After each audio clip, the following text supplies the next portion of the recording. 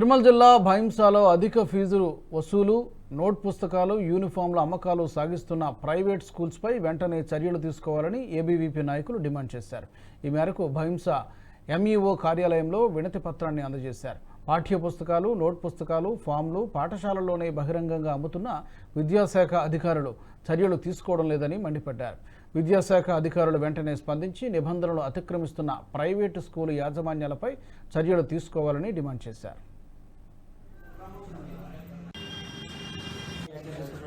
ఏదైతే అఖిల భారతీయ విద్యార్థి పరిషత్ ఆధ్వర్యంలో భైంసాలో ఉన్నటువంటి ప్రైవేట్ పాఠశాలలో మితిమీరిగా స్కూళ్ళల్లో అధిక ఫీజులు, అలాగే పాఠశాలలో పుస్తకాలు, యూనిఫామ్లు అమ్మడం జరుగుతుంది.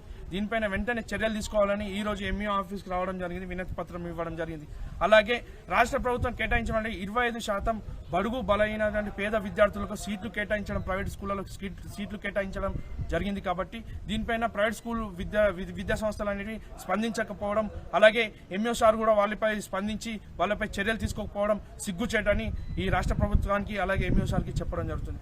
లేని ఎడల రాష్ట్ర ప్రభుత్వంలో ఉన్నటువంటి ప్రైవేట్ పాఠశాలపై, అలాగే భైంసాలో ఉన్నటువంటి మండలంలో ఉన్నటువంటి ప్రైవేట్ పాఠశాలపై ఎంఈఓ సార్ వెంటనే చర్యలు తీసుకొని ఏదైతే స్కూళ్ళల్లో యూనిఫామ్స్ కానీ పుస్తకాలు అమ్మడం, విక్రయించడం జరుగుతుంది, దీనిపైన చర్యలు తీసుకోవాలని ఏబీపీ డిమాండ్ చేయడం జరుగుతుంది. లేని ఎడల ఈ వీడియో మీకు నచ్చినట్టయితే లైక్ చేయండి, 10 మందికి షేర్ చేయండి. అలాగే కామెంట్ల రూపంలో మీ అభిప్రాయాలను మాతో పంచుకోండి. Nationalist hub group of channels ను సబ్స్క్రైబ్ చేసుకుని తెలుగునాట జాతీయవాద జర్నలిజాన్ని ప్రోత్సహించండి. ఈ వీడియో కింద ఉన్న బెల్ ఐకాన్ పై క్లిక్ చేయడం మర్చిపోవద్దు.